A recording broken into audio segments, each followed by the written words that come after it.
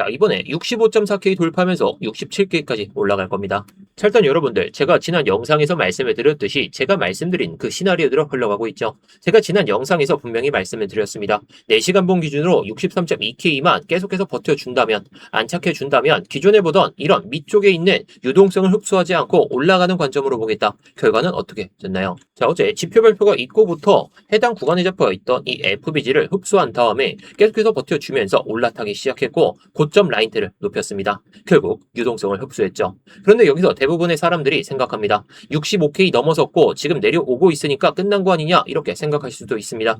저는 오히려 지금부터가 더 중요하다고 생각하죠. 왜냐면 이런 유동성 관점에서는 가격보다 먼저 보는 게 세력들이 어디 유동성을 흡수하러 가는지, 세력은 차트를 움직이는 것이 아니라 유동성을 회수하면서 움직입니다. 자, 그래서 저는 지금 이 숏 청산 물량이 대거 쌓여있는 65.4K를 타겟으로 해가지고 돌파만 보여준다면 67K까지 단숨에 올라갈 거로 보고 있습니다. 자, 그렇다면 67K까지 올라가려면 어떤 흐름을 보여줘야 되는지, 그리고 왜 65.4K만 돌파하면 67K까지 정말 도전이 가능한지를 오늘 영상을 통해서 다 말씀드리겠습니다.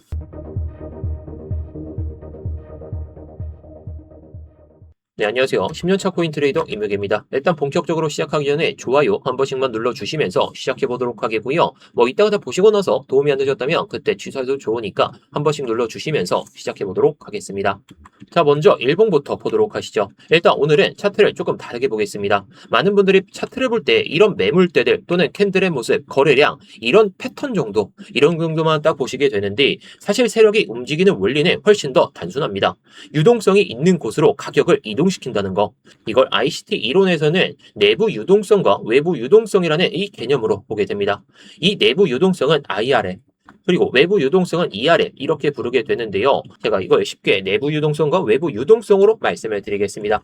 자, 쉽게 이야기하면 이런 외부 유동성은 이전 고점이나 이전 저점에 잡혀 있는 개미들의 손절과 스탑 주문이 모여있는 자리다라고 보시면 되겠습니다. 자, 사람들이 대부분 전저점이 미타라면 내가 스탑 걸어뒀으니까 손절해야지, 또는 이렇게 올라가는 시점에 맞춰가지고 숏 주문 걸어놨으니까 해당 구간을 손절로 잡고 스탑 로스 걸어두자, 이런 생각을 많이 하게 되죠. 자, 그리고 내부 유동성 같은 경우에는 추세 안에서 만들어지는 FBG나 오더 블록처럼 세력이 다시 확인하러 오는 이런 내부 유동성입니다. 그래서 시장은 대부분 이런 외부 유동성을 회수하고 중간에 잡혀있는 이런 내부 유동성을 정리하고 그리고 나서 외부 유동성을 또다시 흡수하는 과정이 나오게 되는데 실제로 이번 흐름도 똑같았죠. 자, 이게 외부 유동성입니다. 자, 전저점 구간이죠. 자, 그리고 해당 구간이 고점 라인대죠. 자, 딱 보시게 되면 67.2K, 59.1K 정도가 되게 됩니다. 자, 여기서 외부 유동성을 흡수했기 때문에 저점을 이탈했던 모습을 볼 수가 있죠. 자, 해당 구간이 우리가 쉽게 생각하면 매도세가 나와가지고 저점을 이탈했다라고 볼 수는 있겠지만 개미들이, 그리고 대부분의 사람들이 스탑 로스를 여기다 걸어두니까 이거 이탈되면 손절 물량이 나오니까 이렇게 꼬리가 길게 달린다는 거죠. 자, 그래서 이번에는 외부 유동성이 여기까지 잡혀있는 그런 상황입니다.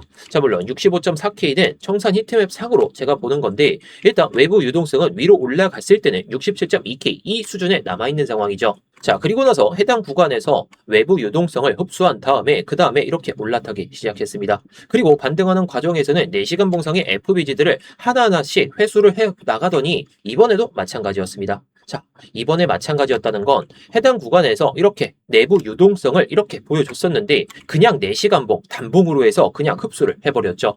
기존의 내부 유동성 정리가 끝나는 그런 상황이 만들어진 겁니다. 자, 그러면서 이 내부 유동성을 흡수하면서 이렇게 새롭게 기준이 만들어지기 시작했죠. 그렇다면 세력들의 목표는 어디일까요? 바로 위쪽에 남아있는 이런 외부 유동성 자리입니다. 현재 가장 눈에 띄는 곳이 67.2K인데 저는 단순히 이번 시장에서 65K를 찍었다, 이렇게 찍고 나서 끝났다, 이렇게 흐름이라기보다는 저는 다음 외부 유동성인 이 67.2K를 일단 확인하러 올라가는 그런 과정이 나올 것이다 라고 보고 있습니다. 중요한 건 전체적인 모습이 상승 구조가 아직 깨지지 않았다는 거겠죠. 자, 그래서 추가적인 말씀을 드려보면 제가 일단 FBG를 계속해서 말씀을 드리는 이유가 괜히 있는 게 아닙니다. 많은 분들이 이런 FBG가 그냥 지지와 저항 정도로만 알고 계시는데 사실 ICT 이론에서는 조금 다르게 해석합니다. 이런 FBG는 단순히 빈 공간이 아니라 세력이 아직 회수하지 못한 내부 유동성, 아까 말씀을 드렸듯이 IRM 이렇게 부릅니다. 그래서 시장의 방향이 정해지면 이런 내부 유동성들을 하나씩 회수해 나가면서 움직이는 경우가 상당히 빈번하죠. 실제로 이번 흐름도 마찬가지였습니다. 조금 전에 말씀해드렸던 이전에 잡혀있던 이 4시간 봉상의 FBG. 자, 그리고 제가 지난 영상에서 일봉도 그렇고 주봉도 그렇고 모두 중요한 자리가 63.3K이다 라고 말씀을 드렸는데 해당 구간이 딱 63.3K에 잡혀 있었죠. 그래서 제가 지난 영상에서도 4시간봉 기준으로 63.3K 또는 1시간봉 기준으로 버텨준다면, 그리고 안착해준다면 기존에 보던 60.8K라는 이 유동성을 흡수하는 관점은 폐기하고 추가 상승을 보겠다, 이런 자리에서 공격적인 롱배팅을 해도 좋다라고 말씀을 드렸죠.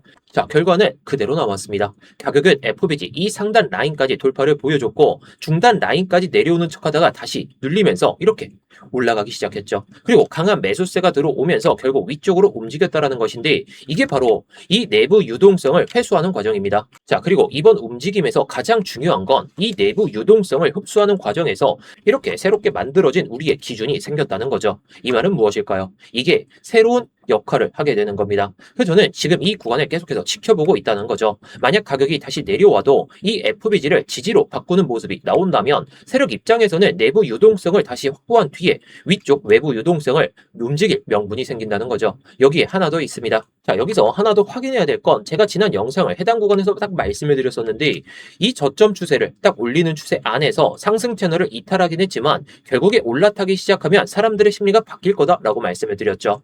결국 어저께 지표 발표 이후에 강하게 들어 올리기 시작했었고 복귀를 보여줬습니다. 지난번에는 채널이 붕괴되면서 조정 가능성을 말씀해 드렸지만 지금은 다시 채널 안으로 올라타려는 시도가 이어지고 있습니다. 그래서 이 구조가 유지되는 한 저는 위쪽 가능성을 계속해서 열어두면서 이 67.2K에 대한 이 타겟을 말씀을 드리는 거죠. 그래서 제 관점은 아주 단순합니다. 이미 아래쪽 이 외부 유동성을 흡수를 보여줬고 올라타기 시작하면서 중간중간에 잡혀있는 이런 내부 유동성들을 모두 흡수한 상황이기 때문에, 그렇다면 다음으로 시장이 노릴 가능성이 높은 곳은 쇼청산 물량이 잡혀있는 65.4K와 외부 유동성이 잡혀있는 이 67.2K, 이 자리가 될 가능성이 높다라는 거죠. 자, 그래서 실제로 제가 오늘 스터디방에서 어제입니다. 어제 이 기준으로 대응을 말씀을 드렸습니다.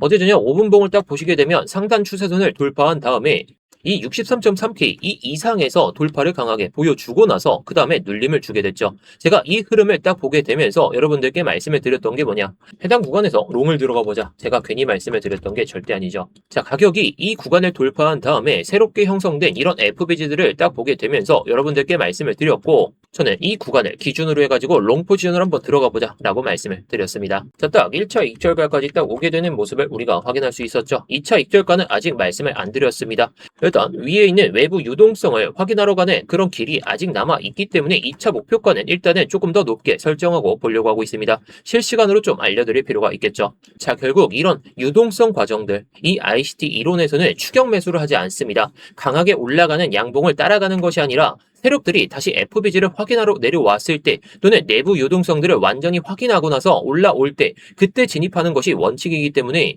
이런 자리에서 반등이 시작될 때 제가 딱 11시 10분쯤에 말씀을 드렸으니까, 그리고 목표했던 구간까지 수익을 낼 수 있었다 보니까 이 이론이 이런 과정들 속에서도 중간중간에 발라먹을 수가 있다라는 거죠. 이처럼 중요한 건 FBG, 오더블럭, 그리고 거래량까지 이런 것들이 모두 중요하긴 하지만 세력들이 내부 유동성을 어떻게 흡수하는지 어떻게 회수하는지를 읽는 그런 기준으로 사용할 수가 있다는 겁니다. 그리고 제가 이런 기준들로 하여금 여러분들께 말씀을 드리고 있죠. 제가 1차 익절가 같은 경우에도 전고점 부근들 제가 64.78K를 말씀해 드렸는데 이 구간을 찍고 나서 눌림을 줬다가 다시 고점을 돌파했던 모습을 우리가 확인을 할 수가 있습니다. 자, 그래서 제가 관점이 나올 때마다 그리고 타점이 나올 때마다 제가 이렇게 올려드리고 있죠. 지표 발표 이후에 이런 모습을 보여줬던 만큼 우리는 이런 시간대에 매매를 집중적으로 한다면 정말 적극적인 공격적인 베팅을 통해서도 수익을 낼 수가 있습니다. 한 구독자분께서도 이렇게 수익 내셨으니까 여러분들도 하실 수가 있습니다. 자, 대신에 구독자분들이라면 누구나 무료로 들어오실 수가 있으니까요. 구독 한번 눌러주시고 좋아요까지 눌러주신 다음에 영상 설명란이나 고정 댓글에 있는 링크 클릭하셔서 입장하시면 되겠는데요. 자, 그럼 마지막으로 1시간 봉을 보면서 단기적인 이 흐름을 더 자세하게 살펴보도록 하겠습니다. 여기서는 조금 더 세밀하게 시장을 읽을 수가 있겠죠. 자, 먼저 보시면 1시간 봉 기준으로도 상당히 긍정적인 변화가 나왔죠.